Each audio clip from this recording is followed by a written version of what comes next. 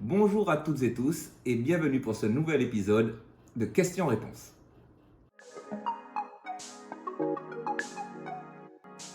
Alors la première question nous vient de Steve. À quand une vraie réglementation des véhicules stationnés sur la voie publique entre le terrain de football et la piscine territoriale, ce qui représente des stationnements gênants pour le quartier? Alors Steve, la réglementation existe déjà, c'est le code de la route. Donc logiquement, tout le monde devrait la respecter. Clairement, les moyens de faire respecter le code de la route sont défaillants actuellement. Ça, c'est une réalité. Je pense qu'on le constate tous. Malgré les efforts de la police territoriale dans ce domaine, on s'aperçoit quand même qu'on a un léger manque d'effectifs, ce qui ne permet pas à la police d'être partout, donc de pouvoir sanctionner tous les dérapages. Les horaires de police sont aussi dus aux effectifs. Donc ça, c'est notre rôle d'élu, de tenter d'améliorer les effectifs pour la police. Donc ce service sera, je l'espère, dans les 5 ans, grandement revu. Et puis on a aussi la solution de la fourrière, donc, qui devrait voir le jour cette année. Et on espère que là encore, c'est un système qui obligera la population à respecter les règles.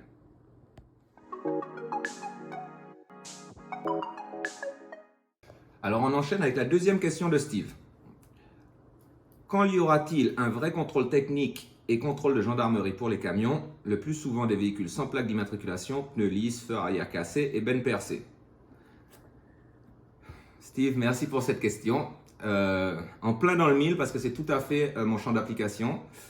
Alors, on a tenté dans un premier temps d'instaurer les bâches. Ça n'est toujours pas concluant, donc on va continuer à insister et voir sous quels sont les moyens à notre disposition pour arriver à, encore une fois, à tous vivre ensemble, parce que c'est quand même important, il me semble.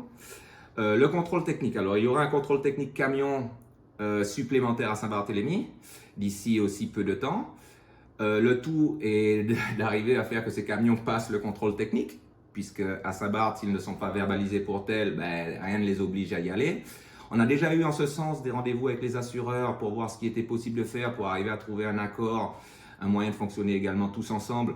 Donc c'est sur la bonne voie. Il y a une convention avec la DEAL de Guadeloupe qui sera signée dans les prochaines semaines, ce qui va autoriser la DEAL de Guadeloupe à venir et contrôler les centres de contrôle technique auto ou poids lourd à Saint-Barthélemy, mais aussi nous rendre des services sur l'identification, donc savoir quel camion rentre sur l'île pour qu'on puisse respecter nos propres normes, puisque nous avons mis des normes, les 14 tonnes, plus de 14 tonnes sont interdites sur le territoire de Saint-Barthélemy, sauf à des usages bien spécifiques. Donc tout ça est à revoir. Nous travaillons dessus activement.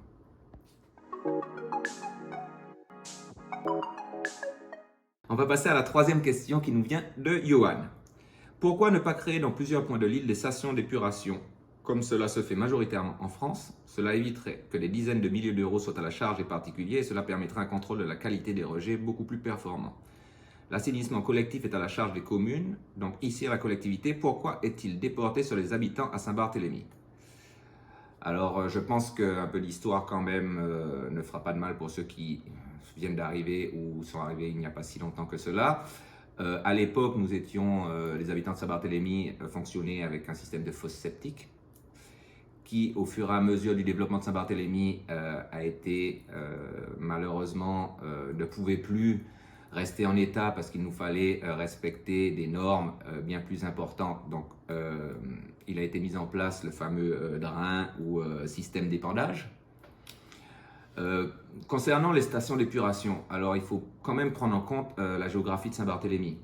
Il va falloir prendre en compte les terrains inondables, il va falloir prendre en compte les terrains où il y a des risques d'éboulement, il va falloir prendre en compte un certain nombre de caractéristiques bien spécifiques à l'île.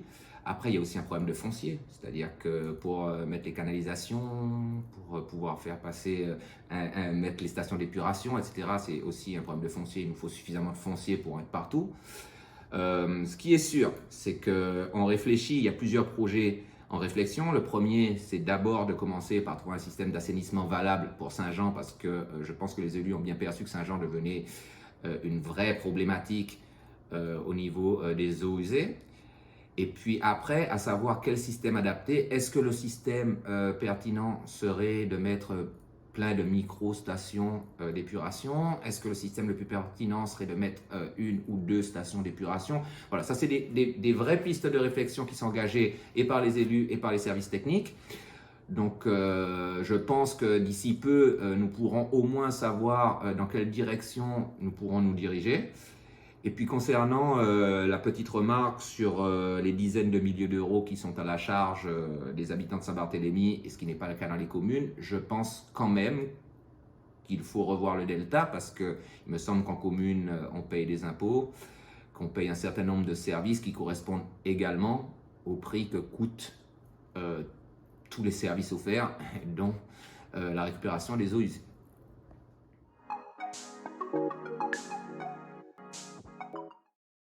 Alors, on va terminer avec la dernière question de Johan. Concernant l'usage du BRH et des nuisances que cela provoque, une réflexion sur des moyens plus silencieux peut-elle être engagée? Avec une obligation à terme d'apporter des machines ultra silencieuses, fraises hydrauliques, les reapers, etc., etc. Bon, on va s'épargner les termes techniques. On a compris l'idée. Effectivement, pour en avoir parlé avec le président, on n'a pas encore d'idée sur le fait est-ce que la collectivité peut soit obliger ou soit orienter les acteurs du BTP pour réduire les nuisances sonores qu'eux-mêmes produisent. Je ne peux que faire un appel pour l'instant aux acteurs du BTP qui nous regardent sur questions-réponses. Et si, comme Johan le dit, il existe une multitude d'appareils pouvant réduire les nuisances sonores, la population, je pense, vous en serait très reconnaissante de commencer à vous orienter vers cela. Donc, Johan, merci pour ces infos et je ne manquerai pas de m'informer pour savoir ce qui est possible dans ce domaine.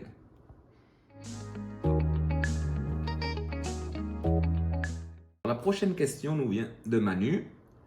Depuis des années, beaucoup de personnes disent que le sentier de Colombier qui part de Flamand comporte une partie dangereuse au niveau de la ravine. Il y a le risque que quelqu'un glisse et se fasse une chute mortelle. Rien n'est pourtant prévu pour protéger les personnes à cet endroit, alors qu'une simple barrière et des panneaux de sensibilisation suffiraient à sécuriser le lieu. Prévoyez-vous de sécuriser ce sentier et si oui, sous quel délai? Le sentier dont on parle, le Colombier, est déjà entretenu en grande partie par les services techniques. Donc ça, c'est déjà une première chose. En termes de signalisation, effectivement, Manu, la question a été donc posée au service technique qui, là encore, va regarder prochainement quelles sont les améliorations en termes de signalisation qu'on peut y mettre. Mais d'ores et déjà, j'invite tous les promeneurs, randonneurs qui veulent accéder à ces chemins de randonnée de contacter soit l'ATE ou l'Office du tourisme afin d'avoir le maximum d'informations sur les sentiers pour qu'ils soient conscients qu'emprunter ce sentier nécessite peut-être des capacités physiques ou autres, et à savoir si c'est en lien avec ce qu'ils veulent faire, avec la journée qu'ils veulent passer, est-ce qu'ils veulent aller à la plage, est-ce qu'ils veulent marcher, est-ce qu'ils veulent faire quelque chose de sportif. Je pense que le sentier de Colombier n'est pas le seul. Il y a des sentiers un petit peu partout, et malheureusement, oui, la collectivité ne pourra pas sécuriser tous les sentiers. Mais les informations sur ces sentiers existent, donc réellement, j'invite tout le monde à prendre le maximum d'informations avant de prendre quelque risque que ce soit.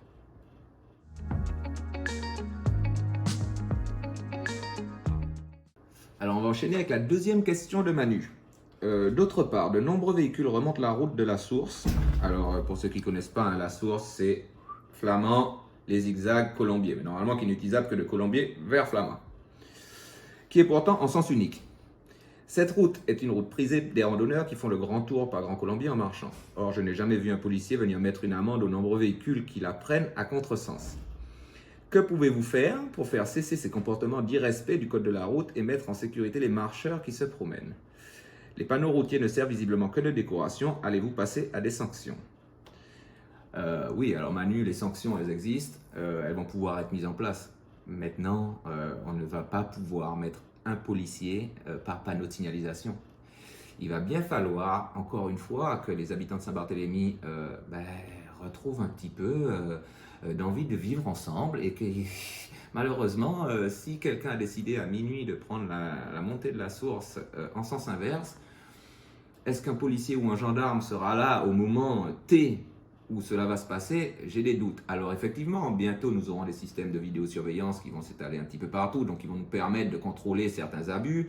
effectivement certaines incivilités. La fourrière, encore une fois, va permettre encore de régler ça. Mais nous avons aussi tous notre part de responsabilité. C'est-à-dire que si on voit un sens interdit, on ne le prend pas. C'est le code de la route. Alors si on vous prend sur le fait, bien sûr qu'on sanctionnera, mais on ne pourra pas être là 24 heures sur 24 pour surveiller que ce soit le morne de la Source ou toute autre rue ou de Saint-Barthélemy.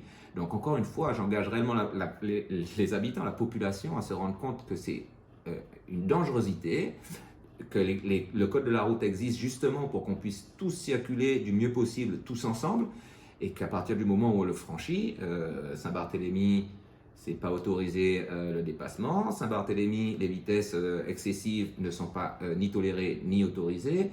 Donc voilà, ça fait beaucoup de choses à régulariser. Alors on espère que les effectifs de police qui vont grandir, que la fourrière, que le civisme de tout le monde permettront à la fin d'arriver à un résultat concluant.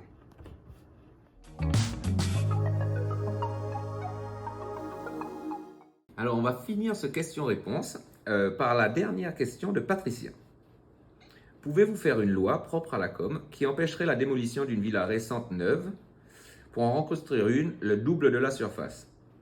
C'est le cas près de chez moi, au lotissement Les Étoiles, où une magnifique villa énorme avec plein de technologies, des panneaux solaires qui fournissaient l'énergie, de climatiseurs, dernier cri, des pergolas magnifiques, tout a été cassé et jeté à la décharge. J'avoue, Patricia, que malheureusement, alors en termes de réglementation, il faut déjà savoir qu'en urbanisme, la superficie d'un terrain maintenant à Saint-Barthélemy, d'ailleurs pas maintenant, c'était depuis l'ancienne mandature, il y a un espace sur lequel on peut construire sur la superficie totale de son terrain. Donc déjà, ça, on va dire que c'est plutôt cadré. Alors, est-ce qu'il y aurait des améliorations? Je pense, et d'ailleurs, je pense que l'urbanisme travaille souvent sur ces sujets, à savoir comment réguler tout ça.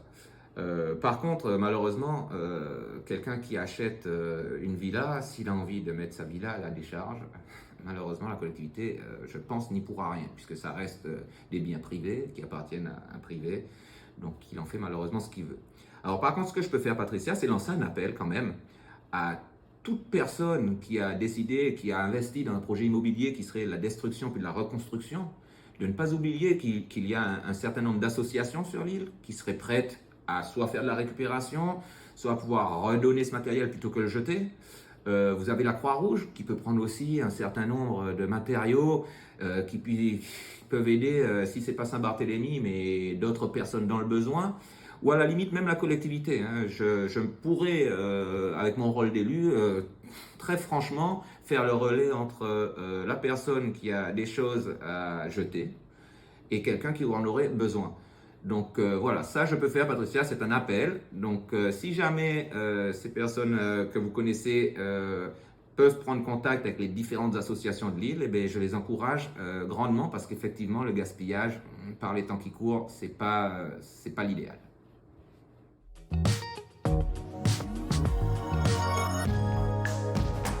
Merci à tous encore une fois j'espère m'avoir suivi et de m'avoir bien écouté. J'espère que j'ai été intéressant. La collectivité participe à un événement la semaine prochaine, la West Indies Regatta, donc une régate très typée locale, caribéenne. Donc où il y aura une multitude d'animations, des concerts, un peu comme d'habitude. Je pense que ceux qui sont là depuis plusieurs années reconnaîtront l'événement. Et la collectivité a aussi pris l'initiative d'organiser un petit concours. Donc je vais quand même vous le présenter avant de rendre l'antenne.